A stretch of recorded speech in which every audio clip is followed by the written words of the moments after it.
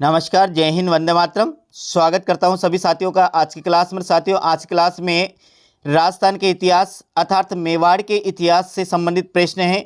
इन प्रश्नों को हल करने की यहां पर कोशिश करते हैं। और साथियों, ये राजस्थान जीके का जो चल रहा है उसकी ये 24वीं क्लास है। साथियों, इसके पहले 23 क्लास लगभग खत्म हो चुकी है, ये 24वीं क्लास है। और यहाँ पर मेवाड़ के इतिहास से संबंधित 30 प्रश्न 30 प्रश्नों को जल्दी से जल्दी हल करने की कोशिश करते हैं। साथियों, आपके कितने क्वेश्चन इसमें सही कर पाते हो, ये मुझे आप कमेंट के माध्यम से जरूर बताइएगा, क्योंकि जब तक REET main exam first grade और सेकंड ग्रेड का एग्जाम नहीं होता है साथियों, वहां तक ये टेस्ट सीरीज, ये राजस्थान जीके से संबंधित जो क्लासें हैं ये चलती रहेगी। साथियों, तो देखते हैं पहला प्रश्न है, और ये पहला प्रश्न क्या जो रहा ये आपके सामने उपस्थित है। साथियों, देखिएगा, पहला प्रश्न है, हिंदुपथ किसे कहा जाता है? महाराणा प्रताप को, महाराणा कुंभा को, महाराणा सांगा को अथवा महाराणा लाखा को, किसको यहाँ पर हिंदू पथ के नाम से जाना जाता है? इन चार राजाओं में से देखिएगा साथियों, इसका सही आंसर क्या होगा? महाराणा सांगा। महाराणा सांगा को हिंदू पथ के नाम से जाना जाता है। ध्यान रखिएगा, मेवाड़ के राजाओं को हिंदुआ सूरज कहा जाता है, और महाराणा कुंभा को हिंदू सुल्ताना कहा जाता है, और महाराणा सांगा को हिंदू पथ कहा जाता है। अगला प्रश्न देखिए साथियों, अगला प्रश्न है रहा, बहुत शानदार प्रश्न है। आप देखिए कि खानवा भरतपुर में कहाँ स्थित है? देखिए, खानवा भरतपुर में कहाँ स्थित है? तो देखिए, खानवा, पहली बात तो भरतपुर में भी ये कहाँ पर है? रूपवास के पास है, बयाना के पास है, बेर के पास अथवा नंदबई के पास है? कहाँ पर है खानवा? तो साथियों, इसका सही आंसर क्या होगा? खानवा कहाँ पर है? तो खानवा भरतपुर में रूपवास के पास है। खानवा का जो युद्ध हुआ था साथियों, ये महाराणा सांगा और बाबर के मध्य हुआ था। 1527 का खानवा का प्रसिद्ध युद्ध माना जाता है साथियों, जिसमें महाराणा सांगा की पराजय हो गई थी और इसमें बाबर जीत गया था। इस युद्ध को बाबर ने फतेह कर लिया था। अगला प्रश्न देखिए, अगला प्रश्न है, तीसरा प्रश्न है, तीसरा प्रश्न है। और तीसरा प्रश्न क्या, ध्यान से देखिएगा, अकबर ने उदयपुर का क्या नाम रखा था? जब अकबर ने उदयपुर को फतेह किया था, उदयपुर को जीत लिया था, उदयपुर पर कब्जा कर लिया था, उस समय अकबर ने उदयपुर का क्या नाम रखा था? मोमिनाबाद, खैराबाद, मोहम्मदाबाद अथवा खिजराबाद, क्या नाम रखा था साथियों? देखिए, अकबर ने उदयपुर को जीतने के बाद उदयपुर का नाम रखा था मोहम्मदाबाद। क्या रखा था साथियों? मोहम्मदाबाद।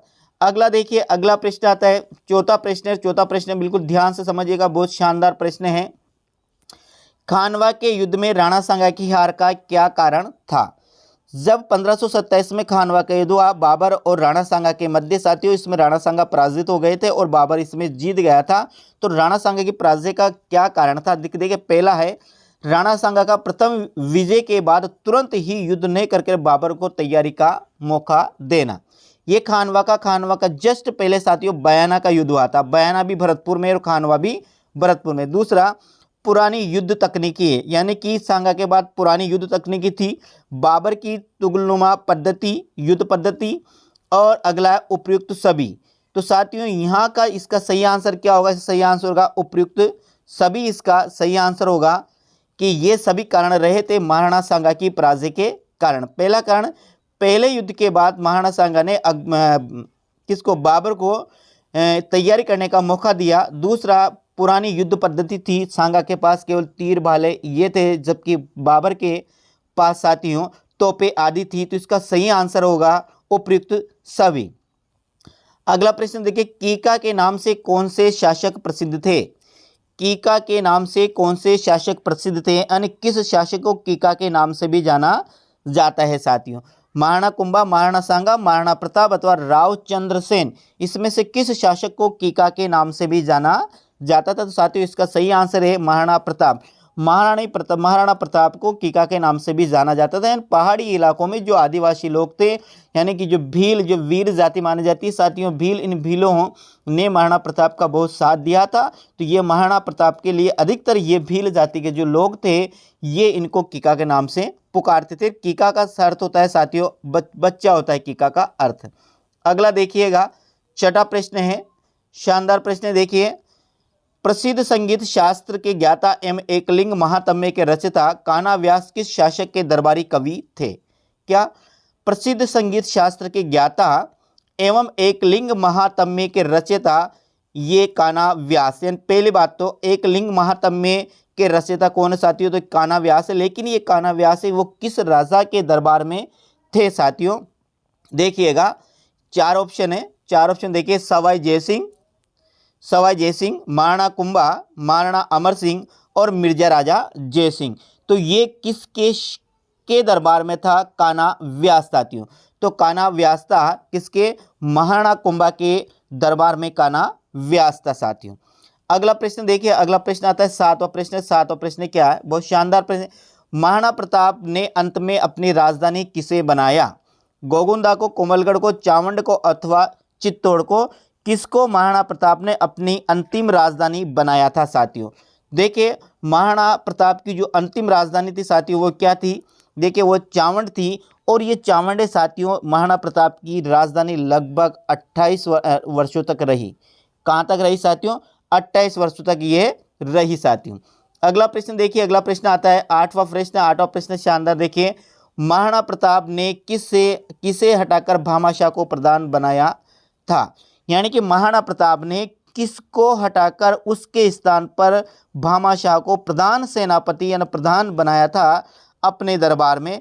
तो देखिए साथियों यहाँ चार ऑप्शन है, राम शाह महासानी, गिरधर दास, नाथामल अथवा कृष्ण चंद्र। इनमें से इनमें से चारों का, इस चारों में से किसने इनका स्थान भामाशाह ने लिया था साथियों। तो इसका सही आंसर क्या होगा, इसका सही आंसर होगा राम शाह महासानी के स्थान पर महाराणा प्रताप ने भामाशाह को अपना प्रधान बनाया था साथियों। अगला प्रश्न देखिए, अगला प्रश्न है नवा प्रश्न है। नवा प्रश्न क्या, ध्यान से देखिएगा, पन्नादाय किसकी पुत्री थी, पन्नादाय किसकी पुत्री थी, लाला चौहान की, कृष्णचंद्र खींची की, हरचंद हाकला की अथवा हिंदूजी गुजर की। इसमें से किसकी पुत्री थी साथियों पन्नादाय। तो इसका सही आंसर है साथियों हरचंद्र हाकला की पुत्री थी पन्नादाय। किसकी थी, हरचंद्र हाकला की पुत्री थी पन्नादाय। अगला प्रश्न देखिएगा 10वां प्रश्न है, मेवाड़ के किस महाराणा को श्रृंगार विश्वम्भरो कहा जाता है। या विश्वम्भरो नहीं है, विश्वम्भरो है साथियों, क्या विश्वम्भरो है कहा जाता है। यानी कि मेवाड़ के किस राणा को श्रृंगार विश्वम्भरो कहा जाता है, महाराणा राज सिंह को, महाराणा कुंभा को, महाराणा सज्जन सिंह को अथवा महाराणा जगत सिंह को। इसका सही आंसर क्या है साथियों बताइएगा। तो इसका सही आंसर है साथियों महाराणा कुंभा। यानी कि महाराणा कुंभा को साथियों श्रृंगार विश्वम्भरो भी कहा जाता था साथियों। अगला प्रश्न देखिए, अगला प्रश्न है 11वां प्रश्न। और 11वां प्रश्न क्या, ध्यान से देखिए, महाराणा कुंभा द्वारा कुंभलगढ़ दुर्ग का निर्माण किसकी स्मृति में किया गया था। दूसरी बात साथियों, यदि आप मेरे चैनल पर पहली बार विजिट कर रहे हो या पहली बार मेरे चैनल पर, तो साथियों चैनल को जरूर सब्सक्राइब कीजिएगा और इसे अपने साथियों के साथ भी शेयर कीजिएगा। और जल्दी से आप बेल आइकन को भी दबा दें, उस पर ऑल पर क्लिक करें ताकि मेरी हर क्लास आपके पास पहुंच सके साथियों। देखिए प्रश्न चल रहा था, प्रश्न 11वां है कि महाराणा कुंभा द्वारा कुंभलगढ़ दुर्ग का निर्माण किसकी स्मृति में किया गया। पहले बात तो कुंभलगढ़ का निर्माण महाराणा कुंभा ने किया था, लेकिन वह किसकी स्मृति में किया था, रानी कुंभल देवी की स्मृति में, रानी सौभाग्य देवी की स्मृति में, लालबाई की स्मृति में अथवा रमाबाई की स्मृति में। किसकी स्मृति में कुंभलगढ़ दुर्ग का निर्माण किया गया था साथियों। तो इसका सही आंसर क्या होगा, रानी कुंभल देवी की स्मृति में कुंभलगढ़ दुर्ग का निर्माण किया था साथियों महाराणा कुंभा ने। अगला प्रश्न देखिए 12वां प्रश्न है। 12वां प्रश्न ध्यान से देखिए, महाराणा कुंभा की माता का क्या नाम था, महाराणा कुंभा की माता का क्या नाम था, सौभाग्य देवी, रानी भटियानी, सहज कंवर अथवा आनंद कंवर। क्या नाम था साथियों महाराणा कुंभा की माता का नाम। तो साथियों महाराणा कुंभा का नाम था सौभाग्य देवी। यानी महाराणा कुंभा सौभाग्य देवी से उत्पन्न हुए थे, महाराणा अर्थात महाराणा कुंभा की माता का नाम सौभाग्य देवी था साथियों। अगला प्रश्न देखिए, अगला प्रश्न है 12वां प्रश्न है। 12वां प्रश्न देखिए क्या है, किस प्रस्तुति में, किस प्रस्तुति है साथियों, प्रस्तुति किस प्रस्तुति से वागड़ में मेवाड़ के गुहिल वंश की शाखा का राज्य होने का ज्ञान प्राप्त होता है। यानी कि कौन सी प्रस्तुति में, कौन सी प्रस्तुति में वागड़ में यानी कि डूंगरपुर, बांसवाड़ा और प्रतापगढ़ में मेवाड़ के गुइल वंश की शाखा का राज्य होने का ज्ञान प्राप्त होता है साथियों। तो देखिए आप यहाँ हैं, पहला देखिए आप डूंगरपुर परिस्थिति, अर्थुन्ना परिस्थिति, चीरवा लेक अथवा चित्तौड़ का शिलालेख, इसमें किसमें ये इस बात का पता चलता है साथियों। तो इसका सही आंसर होगा, क्या होगा, डूंगरपुर परिस्थिति साथियों। अगला प्रश्न देखिए, अगला प्रश्न आता है 13वां प्रश्न। 13वां प्रश्न क्या है, देखिए, किस परिस्थिति में बापा और कालबोस को अलग अलग व्यक्ति बताया गया है। किस परिस्थिति में बापा एवं कालबोस को अलग अलग व्यक्ति बताया गया है साथियों। श्रृंगार ऋषि का लेख, रणकपुर परिस्थिति या प्रस्तुति परिस्थिति, कीर्ति स्तंभ परिस्थिति और शिवाना का लेख। इस किस परिस्थिति में महाराणा बापा को और कालबोस को दोनों को अलग अलग व्यक्ति बताया गया है, जबकि साथियों बापा का मूल नाम कालबोस था और बापा इसकी उपाधि था। तो देखिए इसका सही आंसर साथियों, रणकपुर परिस्थिति में बापा को और कालबोस को अलग अलग बताया गया है साथियों। अगला देखिए, रणकपुर परिस्थिति कब की है, 1439, 1405, 1475 अथवा 1460। किस सन की है रणकपुर परिस्थिति, ये आपको बताना है इसमें। तो साथियों रणकपुर परिस्थिति है 1439 की। क्या 1439 की रणकपुर परिस्थिति है, जिसमें महाराणा बापा को और कालबोस को अलग अलग बताया गया है साथियों। अगला प्रश्न देखिए, अगला प्रश्न है साथियों 15वां प्रश्न है कि रणकपुर परिस्थिति का सूत्रधार कौन था। महेश भट्ट, अत्रि, जोगी अथवा देपाक, इनमें से कौन था साथियों जिसने रणकपुर परिस्थिति लिखी या रणकपुर परिस्थिति का सूत्रधार था। तो इसका सही आंसर क्या होगा साथियों, देपाक। क्या होगा, देपाक ने रणकपुर परिस्थिति की रचना की साथियों। रणकपुर परिस्थिति कब, 1439 में इसे लिखा गया साथियों, और इसमें कालबोस और बापा को अलग अलग व्यक्ति बताया गया है साथियों। अगला प्रश्न देखिए, अगला प्रश्न है 16 प्रश्न है, और 16 प्रश्न क्या, ध्यान से देखिएगा। सर्वाधिक समय तक एक ही प्रदेश पर राज्य करने वाला संसार का एकमात्र राजवंश कौन सा है। यानी सर्वाधिक समय तक एक ही जगह पर राज्य करने वाला संसार का एकमात्र राजवंश कौन सा है।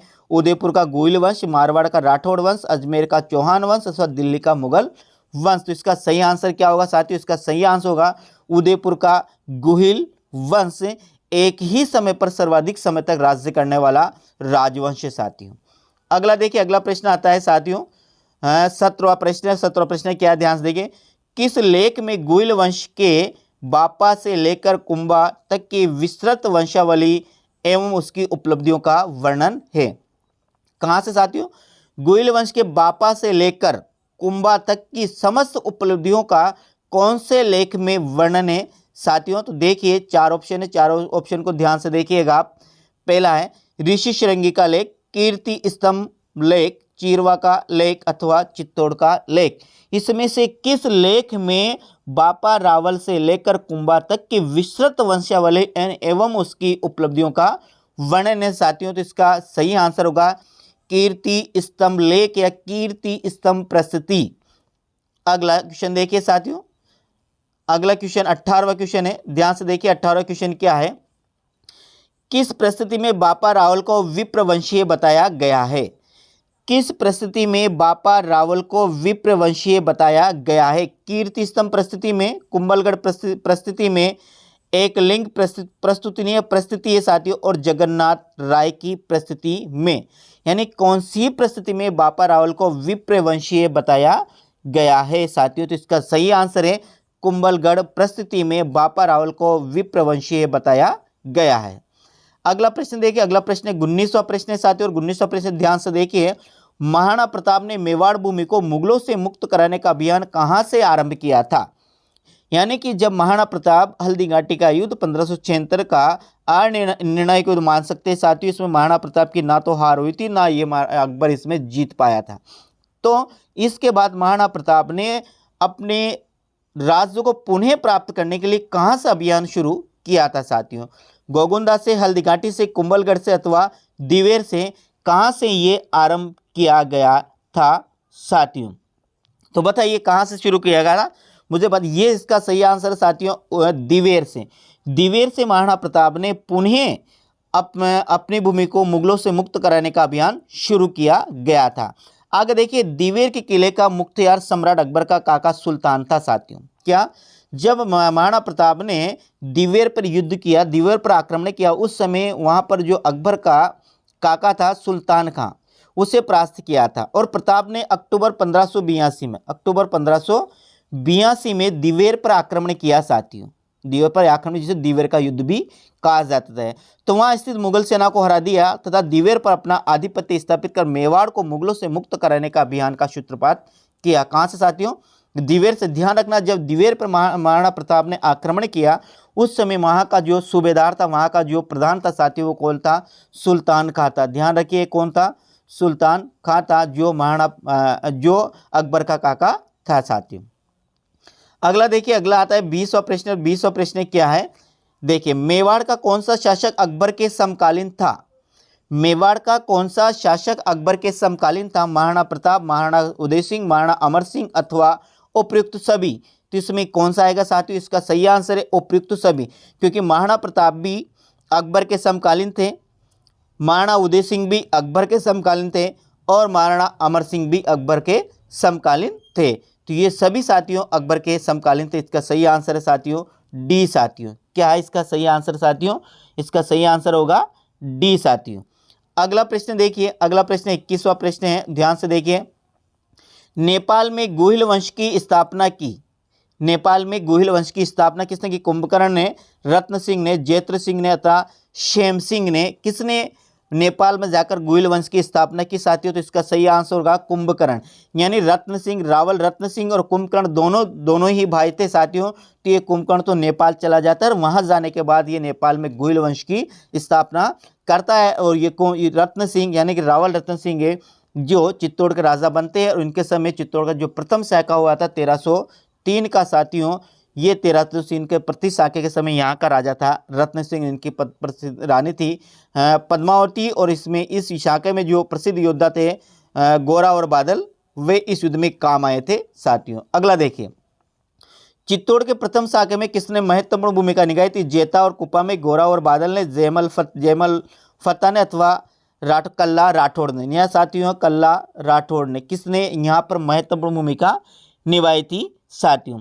देखिए, यहाँ पर महत्वपूर्ण भूमिका निभाई थी साथियों किसने? गोरा और बादल ने। किसने? गोरा और बादल ने इसमें महत्वपूर्ण भूमिका निभाई थी चित्तौड़ के प्रथम शाखे में। अगला देखिए साथियों, अगला प्रश्न है 23वां प्रश्न। 23वां प्रश्न क्या? ध्यान से देखिएगा। स्वामी भक्त पन्नादाय ने अपने पुत्र का बलिदान देकर उदय सिंह को बचाया, उनके पुत्र का क्या नाम था? स्वामी भक्त पन्नादाय ने अपने पुत्र का बलिदान देकर उदय सिंह को बचाया था साथियों। तो उनके पुत्र का क्या नाम था? किसके? पन्नादाय के पुत्र का क्या नाम था? चंदन, कंवला, सूरज प्रकाश अथवा देवा? क्या नाम था साथियों? तो इसका सही नाम था इनका नाम था चंदन। यानी कि जो माता जो पन्नादाय है, इनके पुत्र का नाम था चंदन। माता पन्नादाय ने अपने पुत्र चंदन का बलिदान देकर साथियों उदय सिंह के प्राण बचाए थे। अगला देखिएगा, अगला प्रश्न है 24वां। ध्यान से देखिए। अब देखिए, बनवीर से बचकर उदय सिंह को कहाँ रखा गया था? जब पन्नादाय ने अपने पुत्र चंदन का बलिदान देकर उदय सिंह को बचाया था, उस समय उदय सिंह को कहाँ भेज दिया गया था? चित्तौड़गढ़ को, कुंभलगढ़ को, उदयपुर को अथवा राजगढ़ को कहाँ पे भेज दिया था साथियों? तो इसका सही आंसर होगा बी, यानी कुंभलगढ़ भेज दिया गया था। और कहाँ? कुंभलगढ़ के जो किलेदार थे जिनका नाम था आशा देवपुरा। क्या नाम था? ध्यान रखना साथियों, आशा देवपुरा नाम था इनका। किनका? जिनके पास उदय सिंह को सुरक्षित रखा गया था, ये कुंभलगढ़ के किलेदार थे आशा देवपुरा। इनके पास महाराणा उदय सिंह को रखा गया था। अगला प्रश्न देखिए साथियों, 25वां प्रश्न है, ध्यान से देखिए।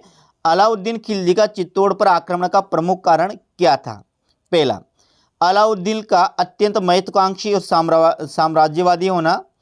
चित्तौड़गढ़ दुर्ग का सामरिक महत्व, भौगोलिक स्थिति। अगला, रावल रतन सिंह की सुंदर पत्नी को प्राप्त करने की लालसा, या उपयुक्त सभी? तो इसका सही आंसर क्या होगा? तो साथियों इसका सही आंसर होगा उपयुक्त सभी, क्योंकि अलाउद्दीन खिलजी अत्यंत महत्वाकांक्षी था और साम्राज्यवादी था साथियों। दूसरा, चित्तौड़ दुर्ग का सामरिक एवं भौगोलिक महत्व होता है। जब दिल्ली से मुगल सेना दक्षिण में आक्रमण करने या गुजरात पर आक्रमण करना चाहती तो बीच में चित्तौड़ पड़ता था, इसे जीतना उनके लिए बहुत महत्वपूर्ण था। दूसरी, रावल रतन सिंह की सुंदर पत्नी पद्मावती को प्राप्त करने की भी इनकी लालसा थी। तो इसका सही आंसर होगा साथियों डी यानी उपयुक्त सभी। अगला प्रश्न देखिए 26वां प्रश्न है, गुहिल वंश की नींव किसने डाली? गुहिल आदित्य ने, बापा रावल ने, जेत्र सिंह ने अथवा अल्लाहट ने? किसने गुहिल वंश की नींव डाली साथियों? बताइएगा क्या आगा? गुहिलादित्य। किसने साथियों? गुहिलादित्य। इसने गुहिल वंश की नींव डाली। गुहिलादित्य के पिता का नाम साथियों शीलादित्य था और इनकी माता का नाम था पुष्पावती। इन्होंने ही चित्तौड़ में गुहिल वंश की नींव डाली थी साथियों। अगला देखिए, अगला प्रश्न आता है 27वां प्रश्न। 27वां प्रश्न क्या है? निम्न में से किस शासक ने आहट को अपनी राजधानी बनाया? किसको आहट को अपनी राजधानी बनाया? निम्न में से किस शासक ने आहट को अपनी राजधानी बनाया? जेत्र सिंह ने, अल्लट ने, कर्ण सिंह ने अथवा सेम सिंह ने? किसने आहट को अपनी राजधानी बनाया था साथियों? तो अल्लट ने आहट को अपनी राजधानी बनाया था। अगला प्रश्न देखिए 28वां प्रश्न। 28वां प्रश्न ध्यान से देखिए, चित्तौड़ के समिदेश्वर मंदिर का निर्माण किसने करवाया था? परमार राजा मुंज ने, प्रतिहार राजा सिद्धराज ने, परमार राजा भोज ने अथवा राणा राहप ने? किसने चित्तौड़ के जो समिदेश्वर मंदिर है उसका निर्माण करवाया था साथियों? तो इसका सही आंसर क्या होगा? परमार राजा भोज ने चित्तौड़ के समिदेश्वर मंदिर का निर्माण करवाया था। यानी कि राजा भोज के समय इस मंदिर को त्रिभुवन नारायण शिव मंदिर कहा जाता था साथियों। क्या? त्रिभुवन शिव नारायण मंदिर कहा जाता था साथियों। इस मंदिर को किसके? राजा भोज के समय इस मंदिर को त्रिभुवन नारायण शिव मंदिर कहा जाता, परंतु बाद में मोकल द्वारा इस मंदिर का जीर्णोद्धार करवाने के कारण साथियों इसको समिदेश्वर का मंदिर कहा जाने लगा। यानी कि बाद में महाराणा मोकल ने इस मंदिर का जीर्णोद्धार करवाया था साथियों। अगला प्रश्न देखिए, अगला प्रश्न आता है 29वां प्रश्न साथियों और इसके बाद 30वां प्रश्न। अब देखिए 29वां प्रश्न क्या है? मंडोर के राव चूड़ा राठौड़ की पुत्री हंसाबाई का विवाह किससे हुआ था? मंडोर के राव चूड़ा राठौड़ की पुत्री हंसाबाई थी, उसका विवाह किससे हुआ था? महाराणा लाखा, मेवाड़ के राणा लाखा, मेवाड़ के राणा हमीर, रावल रतन सिंह अथवा रण सिंह? किससे इनका विवाह हुआ था साथियों? तो इनका विवाह हुआ था मेवाड़ के राणा लाखा से हंसाबाई का विवाह था और फिर दोनों से जो पुत्र पैदा होता है साथियों वह था मोकल, जिसने अभी अपन ने 28वां प्रश्न देखा है, उन्हें समिदेश्वर के मंदिर का जीर्णोद्धार करवाया था, जिससे पहले क्या त्रिभुवन शिव नारायण का मंदिर कहा जाता है। तो इसका सही आंसर है मेवाड़ के राणा लाखा साथियों। मंडोर के राव चूड़ा वे महाराणा लाखा के पुत्र चूड़ा सिसोदिया दो अलग अलग व्यक्ति हैं। ध्यान रखना ये राणा लाखा का एक और पुत्र था साथियों चूड़ा। क्या था? चूड़ा, जिसे मेवाड़ का भीष्म पितामह कहा जाता था। एक और है मंडोर में भी राव चूड़ा थे, उनका नाम वह राठौड़ वंश के थे और राणा लाखा का जो पुत्र था साथियों वह सिसोदिया वंश का था साथियों। अगला देखिए अंतिम प्रश्न है, महाराणा कुंभा ने विजय स्तंभ किस उपलक्ष्य में बनवाया है? महाराणा कुंभा ने विजय स्तंभ किस उपलक्ष्य में बनवाया? चांपानेर संधि, सारंगपुर का युद्ध, खातौली का युद्ध अथवा गागरोन का युद्ध? कौन से युद्ध के या कौन से संधि के उपलक्ष्य में चित्तौड़ का विजय स्तंभ बना है साथियों? तो इसका सही आंसर क्या होगा? सारंगपुर के युद्ध के उपलक्ष्य में महाराणा कुंभा ने विजय स्तंभ का निर्माण करवाया था साथियों। विजय स्तंभ सारंगपुर युद्ध में महाराणा कुंभा की विजय हुई थी, इस विजय के उपलक्ष्य में, और ये हुई थी साथियों 1437 में सारंगपुर का युद्ध हुआ था, जिसमें मालवा के सुल्तान को महाराणा कुंभा ने हराया था। इसके उपलक्ष्य में महाराणा कुंभा ने विजय स्तंभ का निर्माण किया था। ये विजय स्तंभ को भारतीय मूर्ति कला का विश्वकोश भी कहा जाता है। कर्नल जेम्स ने रोमन के टावर की संज्ञा, रोम के टार्जन की संज्ञा दी है साथियों। तो ये आज के 30 प्रश्न थे, कैसे लगे मुझे कमेंट के माध्यम से जरूर बताइएगा साथियों। और मेरे चैनल पर यदि पहली बार हो तो चैनल को भी जरूर सब्सक्राइब कीजिएगा। साथियों मिलते हैं कल फिर अगली क्लास में, फिर 30 प्रश्न ऐसे लगातार साथियों, जहाँ तक रीट का मेन एग्जाम नहीं होता है और फर्स्ट गेट सेकंड गेट का एग्जाम नहीं होता है वहाँ तक लगातार ये क्लास अपनी चलती रहेगी साथियों। ठीक, धन्यवाद, मिलते अगले वीडियो में वापस साथियों।